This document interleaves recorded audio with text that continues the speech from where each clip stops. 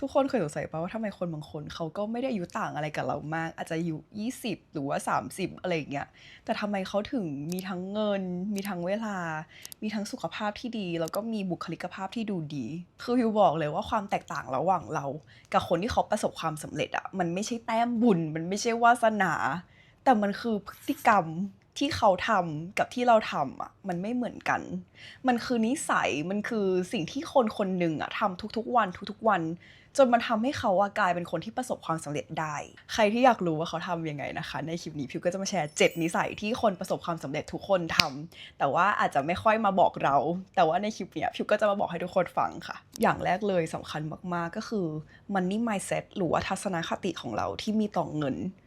คือคนรวยหรือว่าคนที่เขาประสบความสำเร็จเขาไม่ได้มองว่าเงินมันเป็นเรื่องของความโชคดี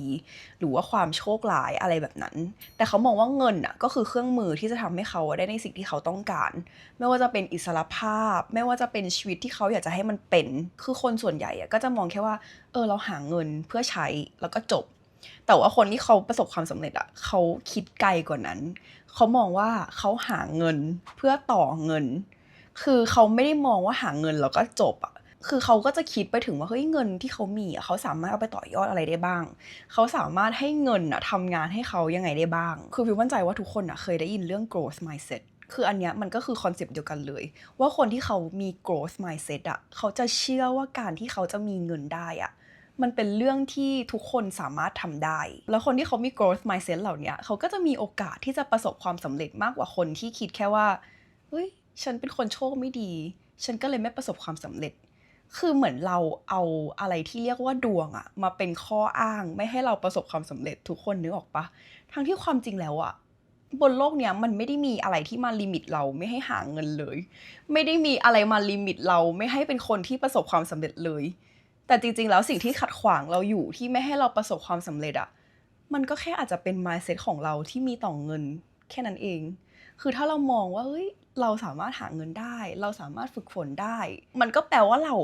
สำเร็จไปละครึ่งหนึ่งแล้วที่เหลือมันก็คือแอคชั่นของเราประกอบกับความเชื่อแล้วถ้าเกิดว่าเราเลือกได้ว่าเราจะเชื่ออะไรเราไม่เชื่ออะไรทำไมเราถึงไม่เชื่อว่าเราเป็นคนดวงดีเรื่องเงินล่ะทำไมเราต้องเชื่อว่าเราเป็นคนโชคร้ายในเรื่องของเงินด้วยถ้าเกิดสมมติทุกคนไปเจอของชิ้นหนึ่งที่ทุกคนอยากได้มากๆแล้วราคามันก็อาจจะสูงแล้วทุกคนก็รู้สึกว่าเฮ้ยฉันไม่สามารถซื้อสิ่งนี้ได้ให้ทุกคนเปลี่ยนคำใหม่เป็นแค่ว่าฉันจะต้องทำยังไงฉันถึงจะสามารถซื้อของชิ้นนี้ได้คือแค่ทุกคนเปลี่ยนเป็นคำถามแค่เนี้ยสมองทุกคนมันก็จะเริ่มทำงานและมันก็จะเริ่มหาทางออกให้กับปัญหานั้นๆแล้วคือเราไม่จำเป็นจะต้องลิมิตตัวเองให้เป็นคนที่หาเงินไม่ได้แค่เราเปลี่ยนทัศนคติของเรานิดเดียวแค่เราเปลี่ยนพฤติกรรมการพูดของเรานิดเดียวทุกอย่างมันก็เปลี่ยนไปแล้วอย่างที่สองนะคะก็คือการลงทุนกับภาพลักษณ์ของตัวเองคือสิ่งเนี้ยมันเป็นอะไรที่ง่ายที่สุดแล้วที่จะทำให้เราสามารถสร้าง personal branding ที่ดีได้ให้กับตัวเองคือพิวไม่ได้หมายถึงให้ทุกคนไปซื้อของแพงๆหรือว่าอะไรเลยแต่สิ่งเนี้ยมันเหมือนเป็นการที่เราลงทุนกับของที่มีคุณภาพไม่ว่าจะเป็นเสื้อผ้าที่เราใส่ไม่ว่าจะเป็นของที่เราใช้หรือว่าสกินแคร์ที่เราเอามาใช้กับผิวของเราสิ่งเนี้ยมันก็แอบเชื่อมโยงกับเรื่อง compound effect นิดนึงหรือว่าเรื่องดอกเบี้ยทบต้นนะคะซึ่งหลายๆคนอาจจะคิดว่าเรื่องเนี้ยมันใช้ได้กับการลงทุนอย่างเดียวแต่จริงๆแล้วพิวบอกเลยว่ามันใช้ได้กับทุกอย่างในชีวิตของเราโดยเฉพาะเรื่องสุขภาพแล้วก็เรื่องผิวพรรณของเราเวลาทุกคนเห็นคนที่เขาอายุเยอะๆไม่ว่าจะ40 50 60แต่เขายังหน้าเด็กอยู่ทุกคนเคยสงสัยปะว่ามันเป็นเพราะว่าอะไรทุกคนคิดว่าเขาเพิ่งดูแลตัวเองเมื่อวานหรือเปล่าคำตอบก็คือไม่คือพิวมั่นใจว่าคนคนหนึ่งที่เขายังดูดีในอายุที่มากขึ้นแล้วได้มันเป็นเพราะว่าเขาทำสิ่งเนี้ยมาเป็น10 ปีแล้วทำสิ่งนี้มาเป็นระยะเวลานานแล้วมันเหมือนดอกเบี้ยทบต้นของวินัยแล้วก็การดูแลตัวเองที่ทำให้คนคนหนึ่งยังสามารถดูดีได้ในตอนที่ตัวเองอายุมากแล้วสกินแคร์ตัวหนึ่งที่พิวเลือกที่จะลงทุนกับตัวเองตั้งแต่วันนี้เพื่อที่จะสตาร์ฟผิวหน้าของพิวไว้ในวันนี้นะคะก็คือตัวนี้เลยนะคะของ Eucerin Epicelline Serum จากที่พิวไปศึกษาข้อมูลมานะคะคือในเนี้ยมันจะมีสารสกัดที่เรียกว่า Epicelline นะคะซึ่ง เป็นสารสกัดที่ดังมากๆในต่างประเทศนะถ้าเกิดว่าใครเคยศึกษาเกี่ยวกับเรื่อง longevity ซึ่งความอลังการน่ะก็คือสารเนี้ยมันใช้เวลามากกว่า15 ปีนะคะในการคิดค้นซึ่งสารตัวเนี้ยก็เป็นการพัฒนา product โดยการอิงตามงานวิจัยของ longevity นะคะโดยมันสามารถบำรุงผิวของเราเจาะลึกไปจนถึง epigenetic เลยก็คือสารตัวเนี้ยสามารถไปยับยั้งความแก่ที่ต้นตอได้เลยเพื่อที่ผิวเราก็จะได้ดูเด็กไปนานๆได้ทุกคนลองดูผิวของผิววันนี้คือผิวรู้สึกว่าเทียบกับเมื่อก่อนวันเนี้ยมันจะมีความอิ่มฟูมันจะมีความโกลว์นึกออกปะแล้วพี่บอกเลยนะว่าแค่ทุกคนหน้าไม่แห้งกร้านแค่ทุกคนหน้าชุ่มชื้นแค่เนี้ยคนอื่นเขาก็มองว่าหน้าเราเด็กลงแล้วเขาก็มองว่าผิวเราสุขภาพดีแล้วคือผิวรู้สึกว่าผิวขอบคุณตัวเองมากๆที่ผิวเริ่มดูแลผิวตัวเองตั้งแต่เนิ่นๆนะคะคือเราไม่จำเป็นจะต้องรอให้แบบว่าผ่านไป10 ปี20 ปี30 ปีแล้วเราค่อยมาดูแลผิวตัวเองทุกคนเพราะว่าอันนั้นมันก็คือคำว่าสายเกินแก้แล้วข้อดีอย่างหนึ่งของการที่เราดูแลผิวของเราในตอนที่ผิวเรายังดีนะคะก็คือมันประหยัดเงินมากๆแล้วมันก็ธรรมชาติกว่ามากๆกว่าการที่เราค่อยไปเข้าคลินิกในวันที่เราแก่แล้วในวันที่ผิวเราเหี่ยวไปแล้วคือพี่รู้สึกว่าสุขภาพที่ดีสุขภาพผิวที่ดีความสวยงามความอ่อนเยาว์ทุกๆอย่างมันไม่ได้มีคำว่าทางลัดแต่มันคือคำว่าเราเริ่มก่อนแล้วเราก็ได้เปรียบแค่นั้นเลยคือไม่ว่าสิ่งที่ทุกคนอยากทำมันคืออะไรทุกคนอยากจะสวยแค่ไหนทุกคนอยากจะลงทุนแค่ไหนทุกคนอยากจะรวยแค่ไหนทุกคนสามารถใช้กฎของ compound effect ได้เลยคือถ้าเราเริ่มตั้งแต่วันนี้เราเริ่มตั้งแต่วันที่เรายังเด็กเราก็ยังมีเวลาให้ compound effect มันได้ทำงาน overtime นึกออกปะเราพี่บอกเลยนะว่าตัวตนของทุกคนในอนาคตจะกลับมาขอบคุณตัวตนของทุกคนในวันนี้แบบมากๆอย่างที่3นะคะก็คือการแยกสินทรัพย์กับหนี้สินให้ออกแต่ว่าเนี้ยมันเป็นสิ่งที่พี่ไปฟังมาจากโรเบิร์ต คิโยซากินะคะหรือว่าผู้แต่งหนังสือเรื่อง Rich Dad Poor Dad หรือว่าพ่อรวยสอนลูกคือพี่รู้สึกว่าเขาอธิบายออกมาได้ดีมากๆพี่จะสรุปง่ายๆให้ทุกคนฟังนะคะก็คือความแตกต่างระหว่าง asset กับ liabilities ก็คือให้เราดูว่ามันทำให้เรามีเงินเข้ามาในกระเป๋าหรือว่ามันทำให้เรามีแต่เงินออกจากกระเป๋าคือการที่เราซื้อของมันไม่ได้มีอะไรผิดเลยแต่ว่าเราต้องรู้ด้วยว่าของสิ่งเนี้ยมันทำเงินให้เรา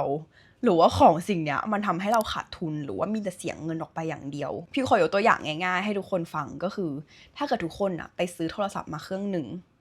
โทรศัพท์อันเนี้ยมันจะเป็นสินทรัพย์ก็ต่อเมื่อทุกคนเอาโทรศัพท์เครื่องเนี้ยมาหาเงินได้แต่ว่าถ้าเกิดว่าทุกคนซื้อโทรศัพท์เครื่องนี้มาแล้วทุกคนไม่ได้เอามันมาทำธุรกิจหรือว่าอะไรเลยไม่ได้เอามันมาหาเงินเลยก็คือใช้ไปตามฟังก์ชันทั่วไปของโทรศัพท์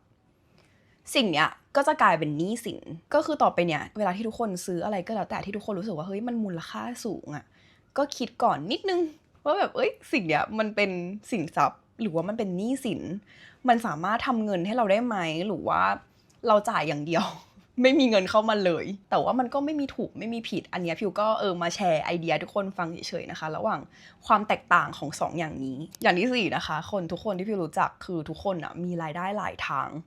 คือไม่ค่อยเจอใครที่มีรายได้ทางเดียวเลยแบบจริงๆสิ่งเนี้ยให้พิวพูดแบบง่ายๆมันก็คือเหมือนการที่เราไม่ได้ใส่ไข่ไว้ในตะกร้าใบเดียว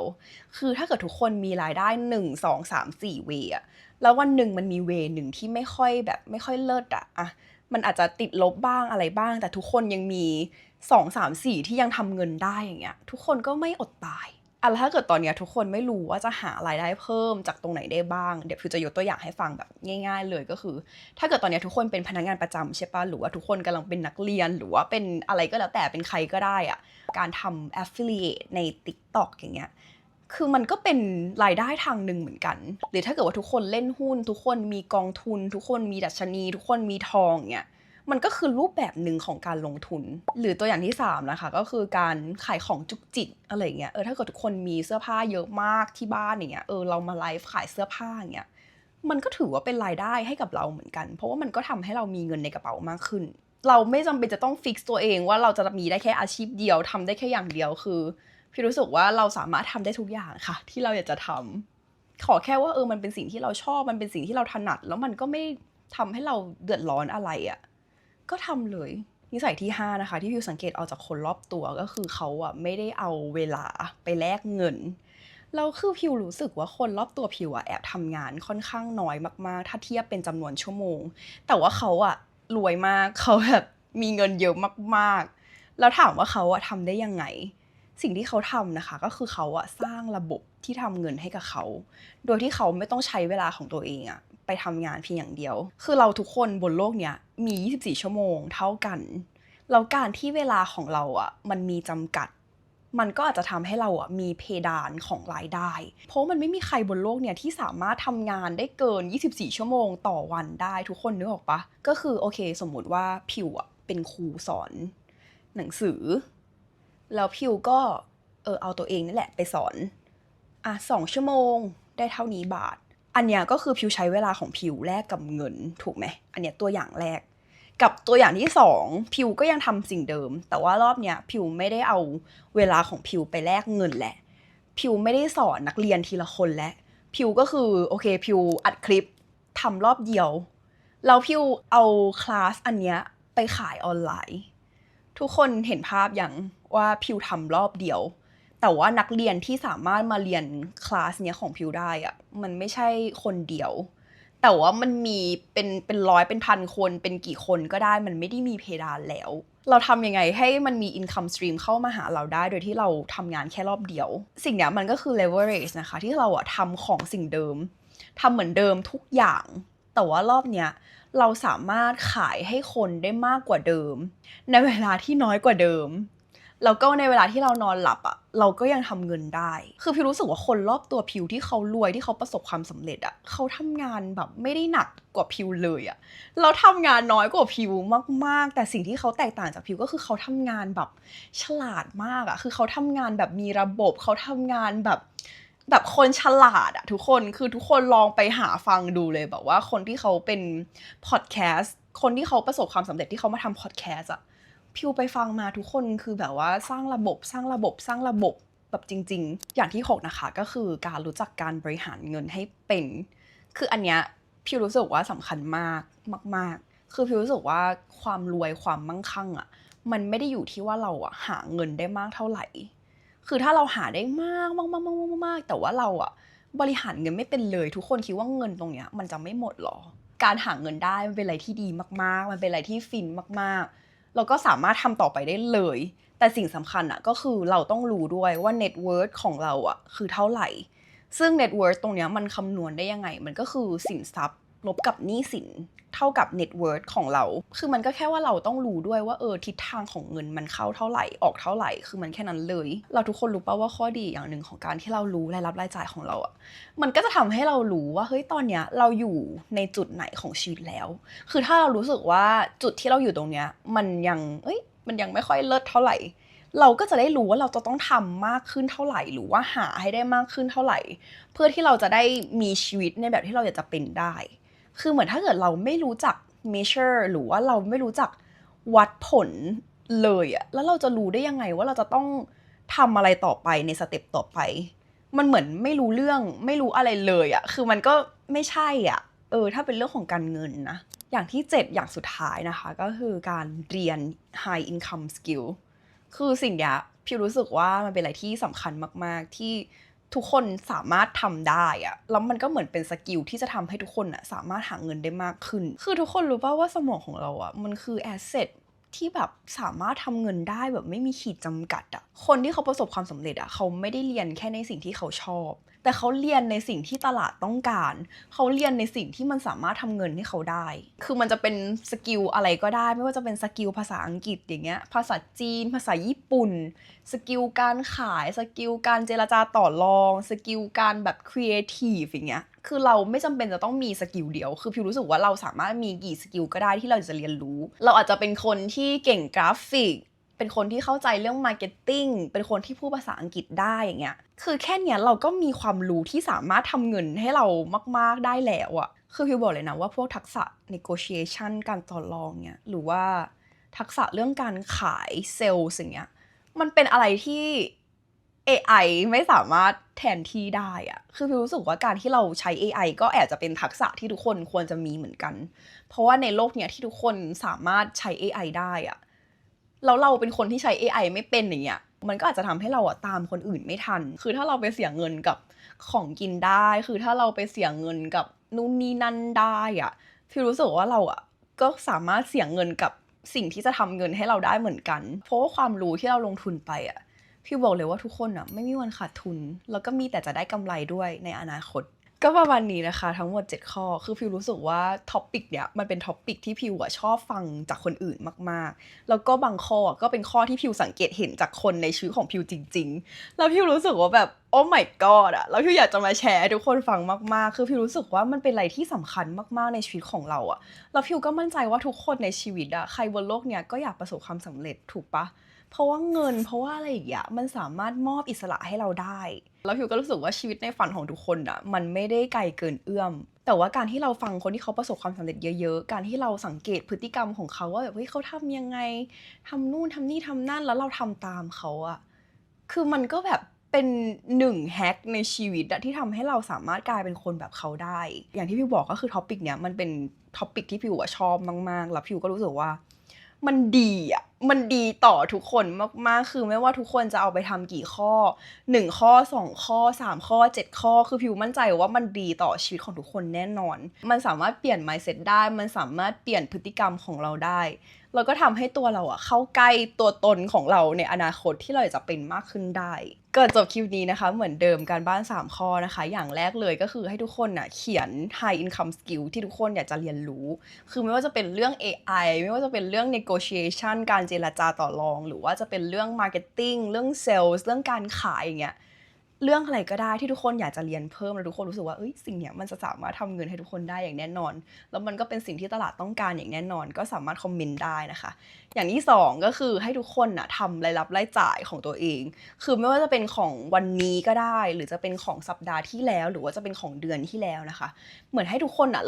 ลองทำเล่นๆดูว่าแบบมันเป็นยังไงแต่จริงๆแล้วว่าพิวก็อยากให้ทุกคนทำเป็นประจำนะคือพิวรู้สึกว่าถ้าเกิดทุกคนรู้ว่ารายรับรายจ่ายของตัวเองมันเท่าไหร่อะไรยังไงอะมันจะทำให้ทุกคนสามารถรู้ได้ว่าทุกคนจะต้องทำยังไงต่อไปในอนาคตเพื่อที่จะทุกคนเข้าใกล้ความฝันของตัวเองแล้วก็อย่างที่3อย่างสุดท้ายนะคะก็คือให้ทุกคนเขียน1สินทรัพย์ที่ทุกคนรู้สึกว่า